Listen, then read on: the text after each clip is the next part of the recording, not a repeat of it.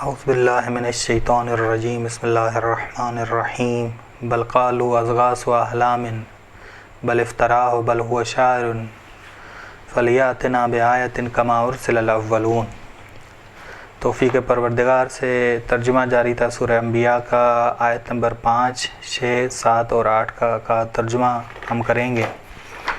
پہلے گفتگو ہوئی کہ جو حجاز کے مشرکین تھے، کفار تھے، اور رسول خدا صلی اللہ علیہ وسلم کی نبوت سے انکار کر رہے تھے، دلیلیں دے رہے تھے کہ لوگوں کو کہ یہ تمہارے جیسا انسان ہے، جادوگر ہے، ٹھیک یہ دلیلیں دے رہے تھے تاکہ رسول خدا صلی اللہ علیہ وسلم سے لوگ جدا ہو جائیں، ان کی وحی والی باتیں، الہی باتیں نہ سنیں، نبوت والی باتیں نہ سنیں۔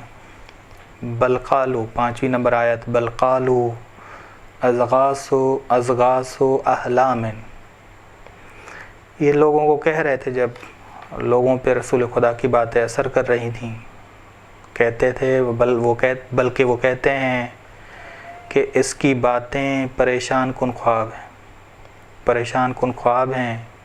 جو اس نے پریشان کن خواب، گندے معاذ اللہ آلودہ خواب دیکھے ہیں، جو اس نے گمان کیا ہے کہ پریشان کن خواب وہی ہیں، وہی سنا رہا ہے، حالانکہ یہ وہی نہیں ہے، حالانکہ یہ وہی نہیں ہے۔ بس یہ آلودہ خواب جو یہ جو وحی کی باتیں کہہ رہا ہے کہ یہ وحی کی باتیں ہیں، وحی کی باتیں نہیں، پریشان کن خواب ہیں، آلودہ خواب ہیں، یعنی معاذ اللہ کہہ رہے تھے کہ غلط خواب ہیں، غلط خواب ہیں، ٹھیک۔ بل قالوا اضغاث احلام، آلودہ خواب ہیں۔ اب اس سے آگے جا رہے ہیں، بلکہ وہ بل افترا، بلکہ وہ پریشان کن خواب نہیں، آلودہ خواب نہیں، بلکہ بیداری میں جان بوجھ کر اس نے عمدن جھوٹ گھڑ لیا۔ یہ ساری خواب بھی نہیں، بس لگ رہا ہے کہ تقسیم تھی ان سرداروں میں، بعض کہہ رہے تھے کہ جادوگر ہے، بعض کہہ رہے تھے کہ رسول خدا کی باتیں، یہ رات کو سوتا ہے اور آلودہ خواب دیکھتا ہے اور صبح کو آ کے آپ سب کو سناتا ہے۔ بعض کہہ رہے تھے نہیں، یہ پریشان کن خواب نہیں، بلکہ بیداری میں اس نے معاذ اللہ اس نے عمدن جھوٹ گھڑ لیا، اس نے عمدن جھوٹ گھڑ لیا۔ بل افترا بل هو شاعر، بلکہ بعض کہہ رہے تھے کہ بلکہ وہ شاعر ہے، شاعر یعنی بغیر غور و فکر اور تدبر کے بات کرتا ہے، یعنی جاگتا ہوا سویا ہوا معاذ اللہ، بغیر غور کے، بغیر فکر کے، بغیر تدبر کے بات کرتا ہے، اور اس کے بعد کہتا ہے کہ خدا کی وحی ہے، یہ خدا کی وحی ہے۔ بل هو شاعر، بلکہ یہ شاعر ہے۔ فلیاتنا بآیۃ کما ارسل الاولون، بس یہ لے آئے ہمارے پاس معجزہ جس طرح پہلے والے انبیاء کو، گزشتہ انبیاء کو معجزے دیے گئے تھے۔ دیکھیں جی، قرآن تو لایا تھا، قرآن تو معجزہ تھا، اور یہ کہنا کیا چاہتے ہیں؟ کہنا یہ چاہتے ہیں کہ ہم اس کے قرآن پہ کانے نہیں، تبھی کہہ رہے ہیں کہ اس کی باتیں نہیں، وہی قرآن، اس کی باتیں خواب آلودہ ہیں، یا جھوٹی ہیں، بیداری میں اس نے جھوٹ گھڑا ہوا ہے، یا یہ جو ہے شاعر ہے، بغیر غور و فکر اور تدبر کے بات کرتا ہے، یا یہ بس اس کا قرآن ہمیں کانے نہیں کر سکتا، اس کی باتیں ہمیں کانے نہیں کر سکتی، بلکہ ہمارے پاس گزشتہ انبیاء جیسے معجزے لائے، یعنی اس کے ہاتھ میں عصا ہو، ید بیضا ہو، ایسی چیزیں لائے تاکہ ہم اس پر ایمان لے آئیں۔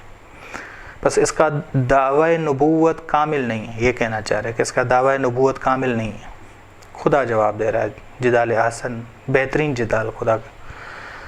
ما آمنت قبلہم من قریۃ اہلکناہا، جس طرح گزشتہ انبیاء پر ان سے پہلے والی امتیں ایمان نہیں لائیں، اہلکناہا، ان کو ہم نے ہلاک کر دیا۔ وہ بھی ایسے ہی بہانے بنا رہے تھے، یہ بھی وہی بہانے بنا رہے۔ اگر رسول خدا وہ بھی معجزے دکھا دیں، ایمان نہیں لانے والے۔ افہم یؤمنون، تو کیا یہ ایمان لائیں گے جب وہ امتیں جو ان کے پہلے والے لوگ تھے وہ ایمان نہیں لائے، وہ ید بیضا دیکھ کے، وہ عصا دیکھ کے ایمان نہیں لائے تو یہ ایمان لے آئیں گے؟ بس یہ سب ایمان لے آئیں گے؟ بلکہ یہ الد الخصام ہے، سخت ترین دشمن ہے دین کے، یہ الد الخصام ہے۔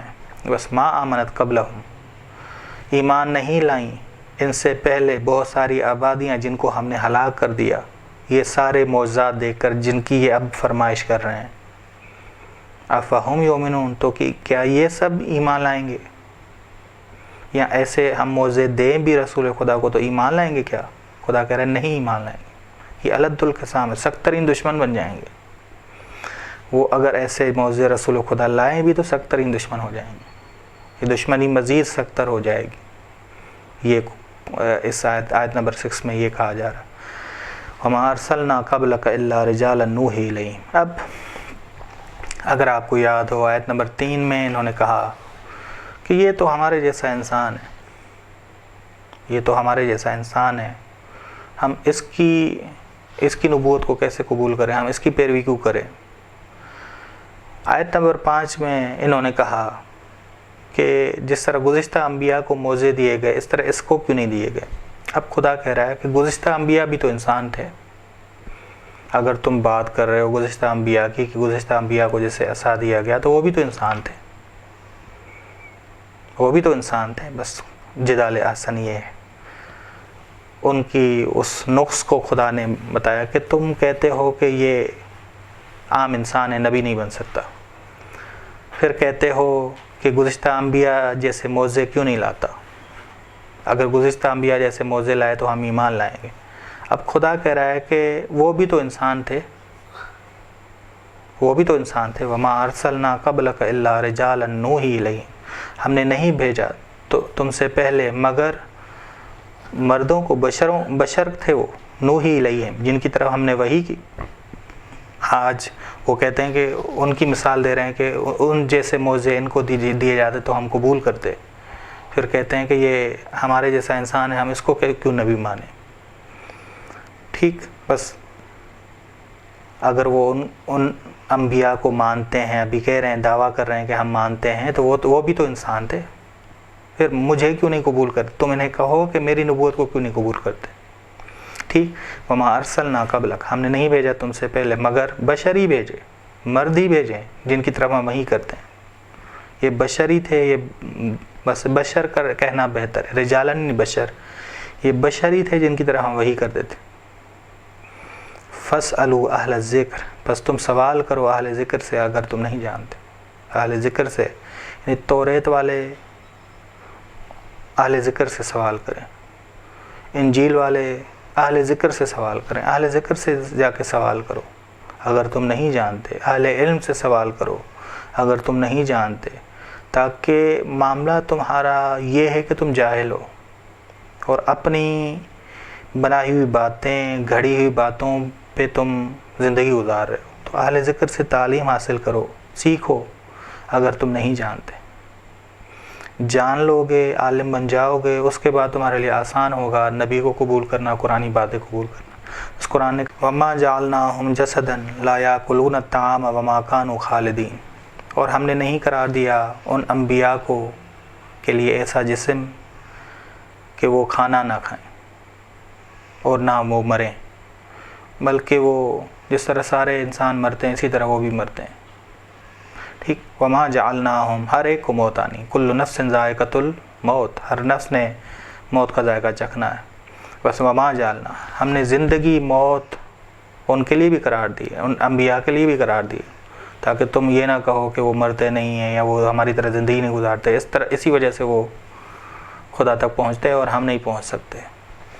ہم نے نہیں قرار دیا ان انبیاء کا ایسا جسم کہ وہ کھانا نہ کھائیں، وما کانوا خالدین، اور نہ ہی وہ ایسا ہے کہ وہ ہمیشہ یہاں دنیا میں رہیں، بلکہ ہمیشہ دنیا میں رہنے والے نہیں ہیں، بلکہ انہوں نے بھی مرنا ہے اور انہوں نے بھی سفر کرنا ہے آخرت کا۔